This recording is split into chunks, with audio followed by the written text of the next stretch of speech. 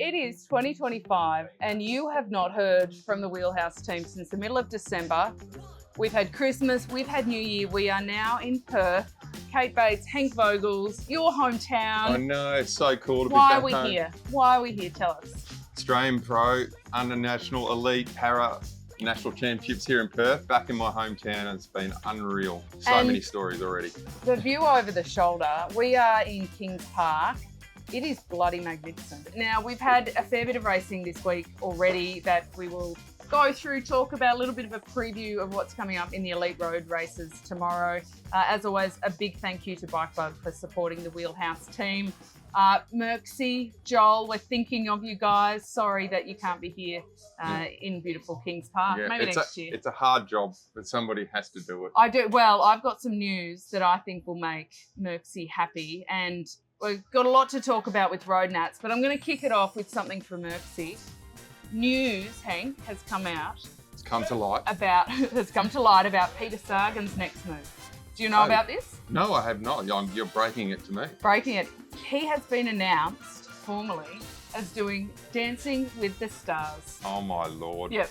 Oh, that's going to be the number one rated show of all time in that country. Well, we had Wout And Van in your Aert house. doing the, what's the singing one? Yes. You know, the Masked Singer.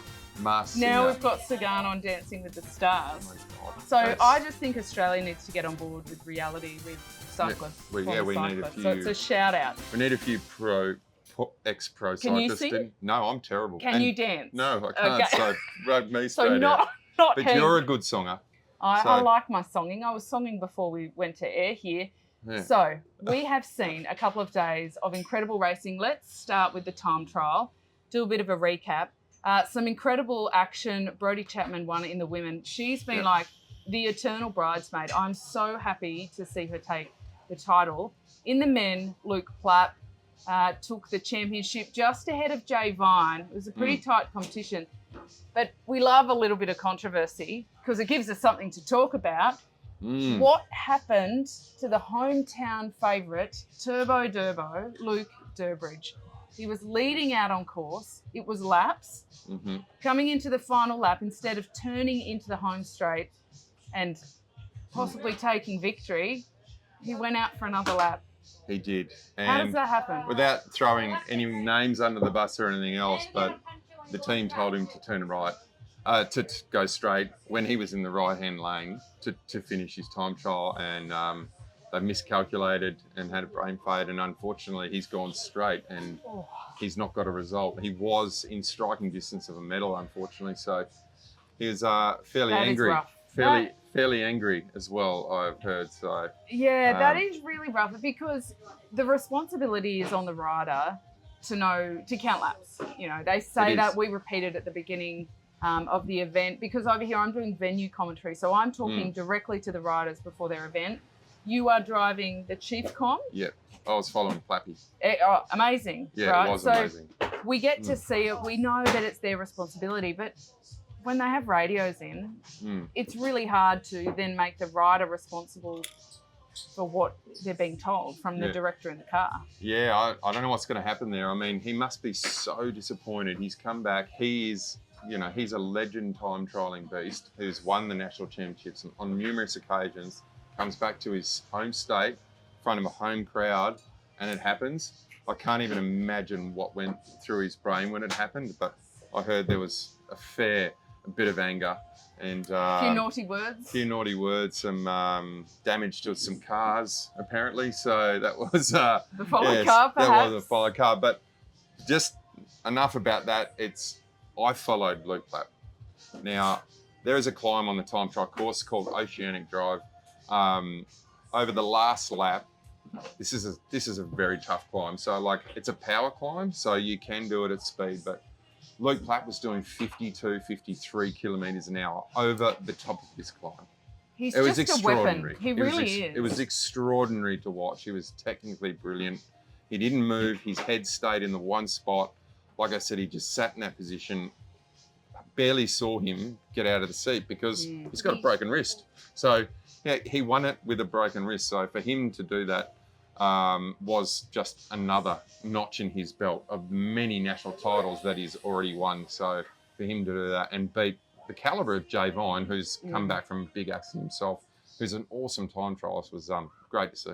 Well, I mean, the resilience from Plappy too, because you cannot forget his fall in the Paris Olympic time trial. Games, yeah. Not only devastating for his campaign there, but for everything he's worked for. He really thought that was his day, that was his moment. It didn't pan out like that. To then break his wrist leading into this event, that's another blow. But he's really taken it in his stride. He's managed to, bounce back and take the title. But, I mean, we'll talk about the road race really heartily a bit later, but do you think that he'll be able to use his wrist in the same way on this pretty challenging course here? I think it's going to be touch and go whether he starts or not. I mean, there's been conjecture in and around Perth this week whether he's actually going to start, because the huge goal for Jake Awalula is the Tour Down Under. And if anything happens here, this is not really the easiest course. There's speed bumps, there's technical descent and huge gears out of the corner. He's going to have to use his wrist. He's going to have to stand up, and he's obviously going to have to stand up the climb, even though when you do 53k an hour over the time trial climb, I think this climb won't be too difficult for him to do in the seat. But yeah, I think maybe there's a bit of cat and mouse going on, a bit of I'm not going to ride, and I am going to ride, I'm not going to ride, but at the moment he's on the start line, so he is starting. Yeah, well, we'll see how that unfolds. After the time trials were the criteriums. Firstly, what I want to say about the criteriums is I have never, in my memory, been at a criterium in Australia with a crowd like this. So loud, so into it, so engaged, that like forgetting the results. I mean, the racing was spectacular, but that was just incredible. Yeah, so downtown Northbridge, it's just like Australia's, it's right, Western Australia's King's Cross down there. Yeah, I mean, it's party central, it's nightclubs, it's pubs, there was so many people there anyway, but the race the people came out in droves. I know that sounds like a colloquialism, can't even say the word right, but a lot of people got down there. It's the biggest crowd at a bike race that I have seen in Australia in my time in racing, and I've been around a little bit. Well, so the only thing I could think of that even matched it was when I was growing up and watching the Commonwealth Bank race that Phil Bates used to put on, because we saw some really big crowds when they were racing at iconic Sydney locations like Coogee, and you'd get a big crowd there, but this was incredible. So there's a lot of people I feel like that have been starved of really top level cycling who are just desperate to get out and enjoy it. I also believe that it's the West Australians have been starved of it too, because it's the first time we've had the national championships over here since 1997. Everyone was well and truly warned about how, the best in Australia were coming over. They are a huge community over here of recreational cyclists, not a huge racing scene. We've got the top tier, top line pros who we all know, and Glutzy and that we're O'Connor trying to get and statues Wombat, Welsford, for. and so there's those guides. But just the recreational cyclists, there's so many bunches here. It's incredible. I did a ride around the river the other day, and we're talking I saw 25 bunches of 40, Wow. and you don't see that on Beach Road in Melbourne. So it was, and maybe everyone's super pumped because they're, everyone's here. So everyone's out on the bike, and there's a huge recreational community. So there was a lot of those people down there, and I caught into all my old mates that I used to race with when I was 15 or 16. Shout out to Rob Merrick. But not to mention the 20 other people I caught up with. So it was super cool for me because I've raced that course many times. Yeah. So, and with that course, it's a pure crit course. It is. That was something I noticed. It was like a really good American crit course. Yep. 6 corners, 1.2 kilometres. All right-hander with one left-hander. Yeah. So to mix it up. Yeah. Just so that if you get comfortable on the right-handers, tough luck. Yeah, no, exactly. And I think with the criterium, we saw lots of splits in the bunch. You had to be, you had to be really good technically, sound through the corners. You had to have the power out of the corners. Needed to be able to do a bit of biffo, a bit of leaning on each other. There was a little bit of biffo. And look, on the crowd front, we will actually talk about the racing, but on the crowd front, apparently 4 of the pubs on the course ran out of beer. Yes, I know. I mean, that goes to show a bit of a rowdy crowd. The racing was incredible. In the women's, I've never seen it before. They stopped the race early because the leaders were taking a lap. And so they gave the bunch with still about 10 minutes left. So it was meant to be 50 minutes and 2 laps. But at around the 40-minute mark, they gave the bunch, without any warning, the bell lap. And the looks on some of the girls' faces realising that they weren't in the position they wanted to be and they were now getting 1. They normally get 2 laps notice to reposition. So that's, a good reminder to always stay near the front. But Amber Pate and Kira Will rode away. Kira Will was an under-23, so she won the under-23s and got silver in the elite. Amber Pate taking her second medal of the championships and her second Criterium title in her career. She's on pretty exceptional form. Great race. The men's, that was an absolute thriller because hometown favourite for the win, Olympic gold medalist Sam Welsford, the Wombat. The Wombat. Oh, how loved is he? He is. But I will say with this one thing. I reckon the biggest crowd of the whole day was when Luke Durbridge had a crack with 4 or 5 laps to go. Well, the crowd was going nuts. So that was a massive, massive cheer for him there. I have to think that might be linked. Both the attack might be linked to his frustration from the time trial. Yeah. And also linked to having that home crowd to play to because they were so loud. They were very loud. I mean, obviously the loudest, in race was for Luke, but yeah, everyone went bananas when Welsford came out, and I'm going to take a little bit of credit for this. Oh, win. go on, all right. Wait, for Welsford's win, for the Wombats win. Yeah. Okay. No, I said to him, mate, you got to be first through the last corner when you come out, first through the second last corner. When you come out of the second last corner, just kind of move to the right, swing out a bit, and kind of swing back to the left. Yeah. You got through that second last corner. And I said, mate, if you do that, you're going to be zipping up before the last corner. You're going to win that easy. And he did. But did you notice that he stuffed his gears up in the sprint? I didn't notice that. Yeah. No, from where we were calling it in the commentary position just at the finish line, we weren't able to see that. Yeah, so he actually had it. He had it won, but he went to stand on it with about 80 metres to go and his gears were about 4 gears too high. And if you have a look at the video, he does a little spin. And anyway, they didn't come around him and he did the great salute. But, but can I just say one thing about Sam? I actually was more impressed with him hanging around for an hour and a half at the podium, signing everyone's jerseys, taking photos with, the 8, 10, 12-year-old kids who, riding for the local cycling clubs. I don't think I've ever seen anyone hang around for that long. And there was no one left. And I was actually in the pub having dinner and maybe sneak a couple of beers. And when he walked into the pub, he got a standing ovation in the Northbridge Brewing Company. Fantastic. So there were so many fans on course just for him. There was a group of kids that had 2 signs. One said go and one said Sam. But the one that said go was being held upside down. So they were trying to gesture. Scott McGrory was trying to get them to turn it around to cheer. But his mother was also at the start-finish line. And she couldn't watch the last lap. She had her head in her hands. No. She did the same at the Olympic Games when they won a gold medal, Nolene. But it was fantastic scenes. I actually wish I had have been videoing her reaction because to me that was a win. But it also shows it means so much to Perth to have these local riders back, but it also means so much to the riders because you don't hang around for an hour and a half signing autographs if you don't love it, if you don't care. I mean, he was giving back. He was giving back to the cycling community. So that was a touching moment. There's lots of beautiful photos all over social media last night on Instagram by Zach Williams, who's just a legendary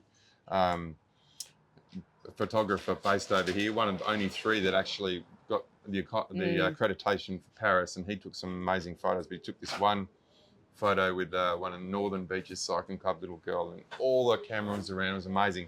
So I have to bring that photo up somewhere and put it on our social media because I love that the most out of all of them. Yeah, and the photographers over here have taken some beautiful, arty, lovely, gorgeous photos. So we'll have to share some of those to keep everybody involved. Let's move to the road races because we are in beautiful Kings Park. Now, I turned up at Kings Park this morning about 8:30.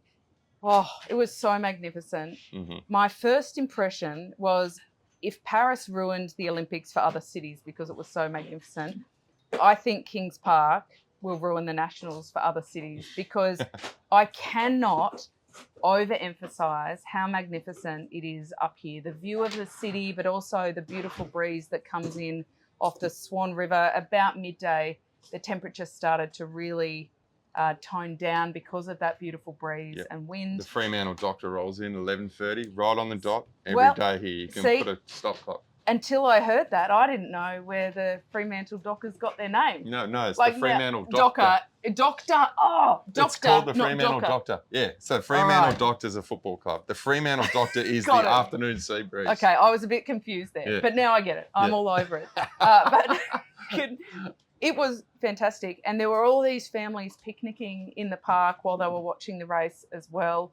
I saw a little sausage dog having a nap. He was on his back, loving life. Oh, I thought, come on, doesn't get better than this. Yeah, and also, I'm being very lucky to be driving the chief commissaire, so I get to see the first-hand, all the racing here this weekend. But when you're driving along the Swan River on Mounts Bay Road, they're doing 60k an hour. The juniors were doing 60 kilometres an hour today along the river after diving off the descent through Kings Park, which is way tougher.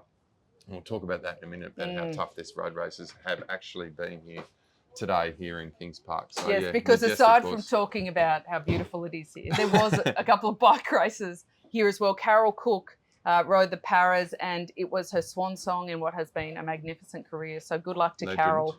Fantastic to have her finish her career here at the Oz Cycling Road National Championships, because she's done so much for the sport. The under-19 men and women, I love watching the juniors because they're 16, 17, 18-year-olds. These are the kids who will be at Brisbane 2032. Yep. Like that's the reality of it. Under-23s, yeah. And the under-23s, so much talent. It was just fantastic to watch. Then we had the under-23 men this afternoon. And I think one of the consistents that I will say, so much suffering. Yes. So much suffering, so much salt on the jerseys, so many riders with the facial expression suggesting that they were questioning their life choices to become a bike rider. Yep. I think Dylan Ether, probably for me, he had a brilliant ride, but he rode through at one point looking like he was hating the world and probably hating himself for being on the bike. But it is such a tough course. What was your takeaway from the under-23 race in particular about the course, but also about the incredible talent that we have? Oh, well, I kind of, when I saw this course, did a lap myself, I was like, oh, the climb's 90 seconds. It's pretty, it's a tough climb. But it drags after the climb and drags before the climb. There's also a headwind into the climb. And then after the climb, we have a short descent and then a very long drag. So it's actually deceptively difficult here in this course. Actually, I would even go as far as saying that the drag in Kings Park, not Malcolm Street, is where most of the action's been happening, where most of the riders have been attacking and getting away. After you go through that drag, you dive down and you go on to Mounts Bay Road, which is along the Swan River. They're doing 60 kilometres an hour, and guys are just getting ridden out the wheel. So it's huge power out of the corner onto the river. So it's deceptively hard, and what we've seen is super attacking racing early on, breaks going, 5 going, another 5 going across, 3 going across to that. And then there was, at one stage in the under-23 race, Fergus Browning was 3.5 minutes back from a group of 15. He managed somehow to get across and run second today. But he just couldn't get one of the riders who was in the break all day who had a magnificent ride. But Case Body Wrap did an amazing job. They did. For him. And so they had Will Heath, they had Dylan Ether up there really early. Finlay Walsh, he was a big standout for me. I'm a little bit biased, and I will say that, but I spoke to his father not too long ago. Merksy and I went out to the new Murray track, which was open, and it looks absolutely magnificent. I haven't been, I need to go. It is so good. And we spoke to his dad. They just had the first day of racing and had a chat about both Liam and Finlay and how they were developing. And he did mention that he was really proud of Finlay. Like, it hadn't come as naturally to him as it had to Liam. They're very different builds. Two different animals. Two different animals. He rode out of his skin today. And I thought that was incredible to watch. But also our winner, Julian Baudry, he's only 18. Like, He's a very strong boy. To ride like that at 18 years of age, like how many World Tour teams are filling his DMs up right now if they don't have his number? Like, Well, young man, he represents Alpine Cycling Club. So look, he comes from the climb region, but this is not meant to be a climbers course. So he wasn't the best climber. He attacked them on the flat. He was away the whole day. He didn't miss a turn the whole day. He went with a lap and a half to go. No one even saw him again. He had a minute 10 at the bottom of the climb. He had enough time to blow some kisses and stop and have a beer. he did. So it was a fantastic ride by him. So, yeah, our future is very bright. Case Body Wrap had a great day out there. I mean, they're essentially the strongest domestic team now. They are. And they've got a great team. Yeah, they do. And so coming into the upcoming Pro Velo, they're without argument in a really good position to start dominating that, I would think. They will dominate. I mean, there's always outliers, and there's always fantastic individual performances like we saw today. There was many riders there today. The South Australian rider who ran third today had an exceptional ride. He was in the break all day, managed to hold on. Fergus came across and rolled in the sprint. Nate Haddon, most combative. He was a brilliant ride today. Just cramped with a lap to go, poor kid. A lot of cramps. Lots. I saw a lot of riders grabbing at their hamstrings, grabbing at their quads, and there's no amount of magnesium in a bottle. They need cramp fix. I'm telling you, they need cramp fix. Those cramp things, fix, cramp fix will go. Is? Fix, sell it. It's unreal. There's a bit of a free plug for cramp fix but there. There you go. Yeah, no, that's but it's also deceptively hot over here. It's dry. It's a temperate climate. You need to drink more water. If you're used to training in Melbourne, it's so much drier here than Melbourne, and possibly even Adelaide. Which it has believe. Felt very hot. I'll say that now. The juniors, we'll touch on them before we move on to the elite road races. So Alexander Hughes took the junior men. He's a very talented kid from the Gold Coast. In second was Jonas Shelverton, but in third, a name that we've mentioned on the podcast before, at least the surname Medway. We talked about Jackson Medway. Fletcher Medway.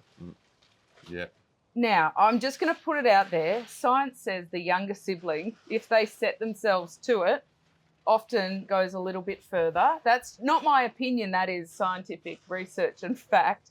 Fletcher Medway, what are we looking at here? If Jackson Medway is the next thing, the best thing since sliced bread, what's Fletcher Medway? He's going to be as good, but he's still got a ways to go and match how good his brother is, because he is pretty exceptional. He just needs to stay a little bit in his bike. He's had some massive crashes. Oh, has it? Well, the Walsh brothers, Liam and Finlay, we were talking about those. They've got very different physiques and styles as well, and strengths. What about the Medways? Are Jackson and Fletcher similar physiologically? Yeah, long levers, big boys. Long levers. Yeah, so Jackson's a bit taller, I think, but I think the younger brother may have a bit more, filling out to do, a bit more development. But certainly, they've got some genes going. You've hit the nail on the head with that one. So we're going to see more. The Medway name and the Walsh names, those guys are they are the future. Yeah. They really are the future of cycling in Australia. There's just two names, but there's so many. It's great to watch. And we've seen a lot this week. Just what I've been really, really happy to see here is it hasn't just been, let's ride up the hill, cruise and go hard up the hill again. It's been attack, get in the move. They have to chase me. So it's that course. And if you're really smart around here, you can get one. And we've seen that today. Well, and we have so much homegrown talent, and, you can talk about the Wombat, Welsford and others. But what is really interesting is that everyone's travelled, because people said, it's so far away, not as many people will travel. I'm going to call BS on that, because a lot of our winners, podiums, top tens, they're interstate talent. Correct. And I have to say that the trend is on the rise for Queensland, because Medway, Queensland, Alex Hughes, Queensland, Amelie Sanders in the junior women now, she won the Criterium and the time trial, second in the road race. She's from the Gold Coast. Tremendous. She was second in the road race? Second. I thought she was going to do the triple. Oh, I did too. And I said to her at the presentation for the Criterium, hey, no pressure, Amelie, but I love a hat trick. I hope I didn't jinx her. But the good news for the Wheelhouse, are you ready for this one, Henk? Okay. Is that one of our riders from the Black Line Track Cycling League, the Team Wheelhouse Amy Gillett Foundation, Anna Dubier, National Under-19 Road Champion. Thank you very much. Thanks. And we'll Yeah, from our support. It's got to be. No, look, she rides for Lincoln Auburn Cycling Club, supported by the New South Wales Institute of Sport. Have to mention Rebecca Dicello, who has done a tremendous job down there, really supporting. And through what we've discussed on the show, some tough times relating to funding and programs and whatnot. So great, but also riding for ARA Skip Capital. In fact, all three of the podium, the girls, with Liani Vanderberg getting third place, all riding for ARA Skip Capital. So they've kind of sucked up all that talent. Yeah, well, I mean, they're a good squad and they'll look after those girls and young men moving forward. So it's great that we've got a junior program with, ARA Skip Capital. So it's something we've never had before.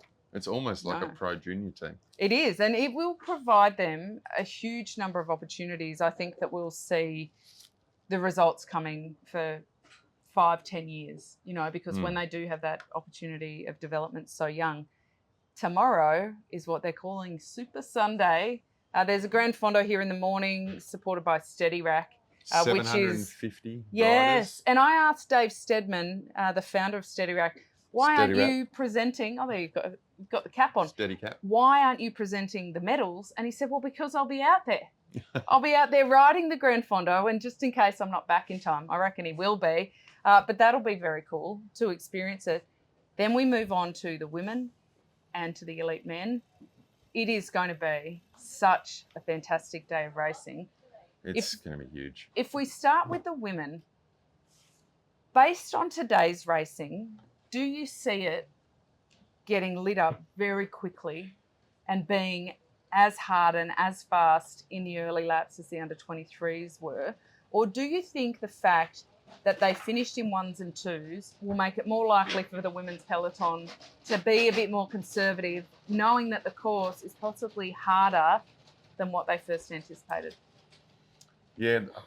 It's a long question. Sorry. No, I find that the ladies always do ride a little bit more conservative, but I think you'll see fireworks after halfway. I think it'll be quite mellow at the start because they've seen today and they all talk that it's harder than they thought it was. Yeah. So I think the first half, I think we're going to see a bit more relaxed racing, but after that, I think, we're going to see fireworks in the ladies' race.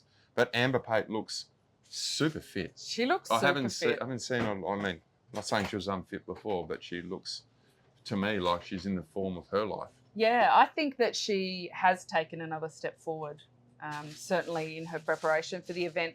It will be a bit interesting. It used to be, like 5 years ago, the Liverlula Jaco, or whatever they were back then, would be so dominant from numbers perspective. And it was almost their race to lose. Mm-hmm. And, through the era of Gracie Elvin winning and Amanda Spratt winning, if they didn't win, they stuffed up.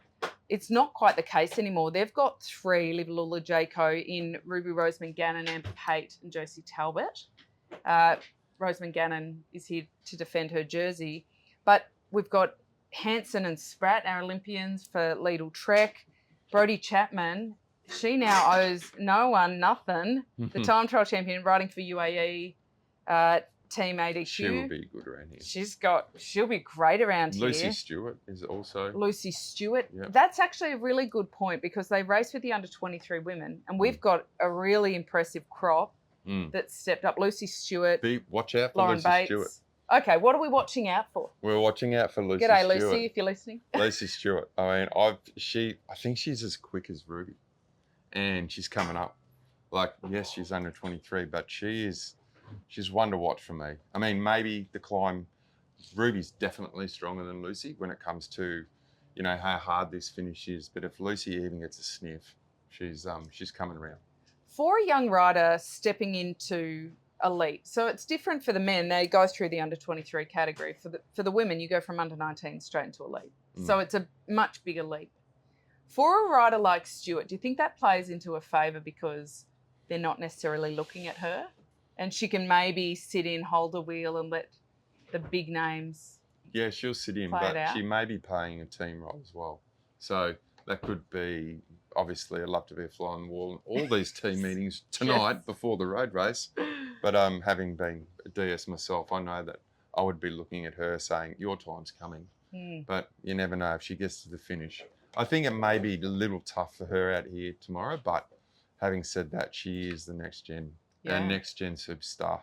And I love watching her race. She's such an attacking girl, and her old man's taught her well, an ex-pro himself. So, yeah, she races super well. So. Well, that was actually something really cool to see today, that for the first time, really, it's the offspring of female pros that are coming up. So Ruby Taylor was 4th in the under-19 women's road race, daughter of Liz Taylor, who, of course, got a silver medal at the World Championships on the road in 2000. But also Ali Mungovan, who was Ali Wright, who went to the Commonwealth Games in 2002, one of the best individual pursuiters we've ever had. Her son was racing in the under-19 men. So that's quite cool as well. Peter Malostik's son. Peter Malostik's son. Matt Gould's son. Yeah, who won the time trial in the under-19. Next gen. It just makes me feel bloody old. That's what it does. It's my mortality check. Oh, I know. Well, look, I made a few references to songs today that clearly the younger generation looked at me like, what? Sozzy. I felt old then too. Yeah. Well, I know. We're doing all right. We are. We're still here. I mean, if we keep telling ourselves that, yes, that's part of it. The elite men. Now, I can't help but think that Luke Durbridge has a bit of a point to prove after the time trial, good form at home. But Jai Hindley, can you go past him on this kind of course? Because he's a pretty dynamic rider. You've got Sam Welsford, the Wombat. He's riding Red Bull Bora Hansgrohe, so they're together, Hindley and Welsford. What a combination. I mean, the list goes on. Jay Vine, we know that he's on this massive comeback. In the past, who's been in the break. Yeah, it's going to be, there's lots of favourites there tomorrow. 5 from Jaco Alula. It's the least amount ever. It is the least amount ever, but it's still the most amount for a World Tour team that is here. Yes. So how much are the riders looking at them and saying, well, it's kind of yours to lose? No, you know what? I actually think that if there's any year to pinch a National Pro Road title in the men's, it's this year. There's 5. 2025. There's only 5. This is a very, very hard course to defend. You don't have 8 and 10 or 12 guys to throw on the brake and sit on or chase back a move. What we've seen in the last 24 hours is that it's very difficult to bring a move back. I mean, it is. It's not the kind of course that you can do that. Whereas on Ballarat, you could have just ridden a super hard tempo and bring back, 2 minutes up the climb. Here, it's not the case. No, they get to sit on you, and it's a difficult place. I think a smart, opportunistic rider tomorrow can pinch one. Someone with some form, someone that's had, some kind of a good year, but isn't in a World Tour team, they could pinch it, especially if they can serve and they're up. The first hour and a half, most of the pros go, he's never going to last. And that's always been the case in the Pro Road Championship. Early break never wins. What about Rob Stannard? Yeah, he looks in good nick. Because like you mentioned, Amber Pate looks really fit. He looks really fit and ready to go. Yeah, Cam Scott. I mean, there's a huge amount of, and Case also got a huge amount of riders in their team. So know that they're going to be going on the attack. They're going to make sure they've got numbers in the brake, and they'll have guys feathering the wheel, sitting on the wheel, and they'll have guys driving the brake to make sure that, Jayco are working their asses off back there to try and, spend bullets so that, they haven't got any bullets left when it comes to the last 2 laps. So, Welsford's going to want to have to try and take care of himself and try and snivel over the climb and see if he can't. Maybe it's just a little too tough for Sam, but... I love the word snivel. I mean, not in a bunch ride when you're calling someone a sniveler because they won't come through and do a turn. But today, an example was I saw Finlay Walsh. He didn't make the top 4. He was like the last to come across, and he had to chase along Mount Bay Road for about 800 metres, about 5 metres off. And then when he got on, he was snivelling at the back a little bit. But you're allowed to do that. You're allowed to do that. And so I love it when you show the tenacity. And he did. So that was, I think we'll see a little bit of that tomorrow as well. We will wrap it up in a minute, but we cannot wrap it up without talking about who is not here. And I'm talking about Caleb Ewan. Oh, that old chestnut's come up. So there was a fantastic article by Andrew Hood in Velo News. I saw another one today by Roger Vaughan discussing where is Caleb? So let's set the scene. Jaco Alula rider, expected to be with them for this year, has a contract for another couple of years. On their website, his picture's gone, his name is gone, he's not entered here, he's not in the Tour Down Under, which would normally be Caleb Ewan peak stomping ground.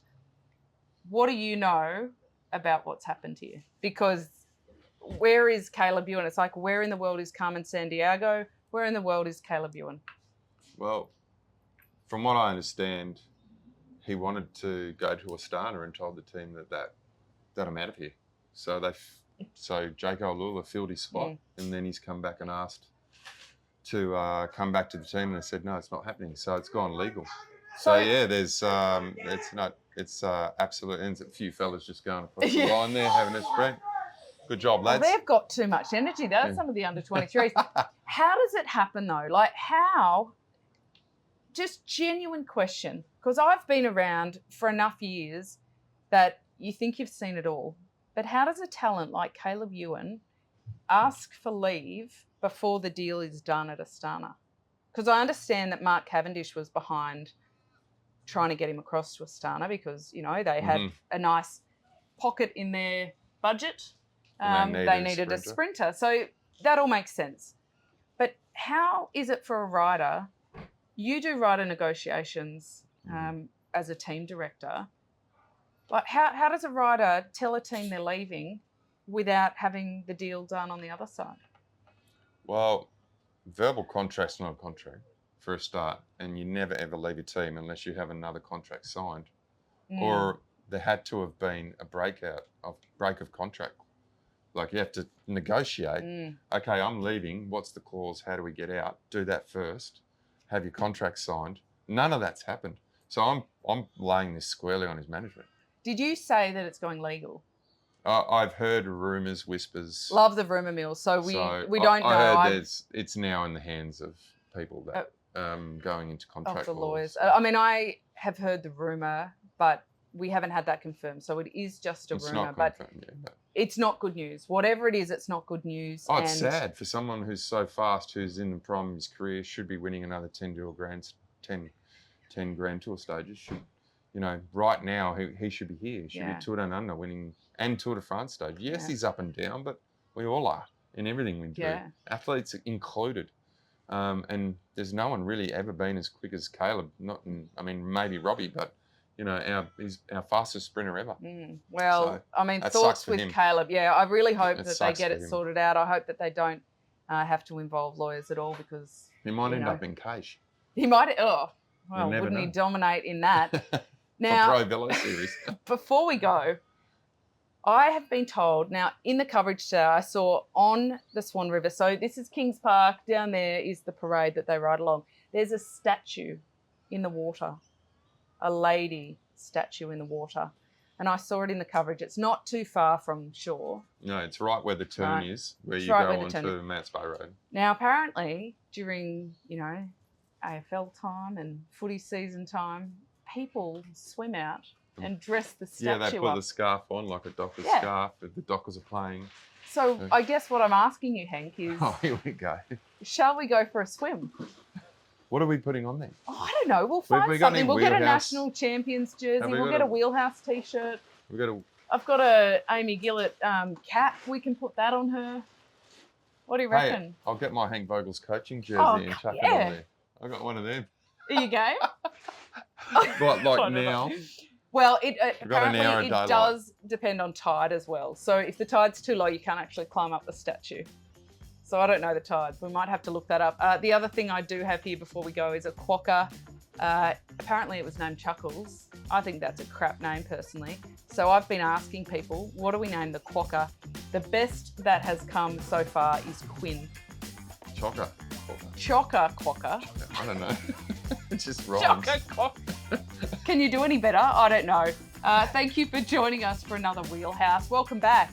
Yeah, so good to be back, isn't it? Welcome back to everybody listening and watching. Thanks again to Bikebug for supporting us. For a big 2025 too. We've got lots of other news. We are up for a very big 20... Yeah, we do. Yeah, we do. We're not doing that today though. No, so you're going to have to listen to the next one. We do. And if you want to know what Joel is up to, I did see a video on social media today at his other job at the ABC where they were talking about where a fart comes from. Oh my Lord.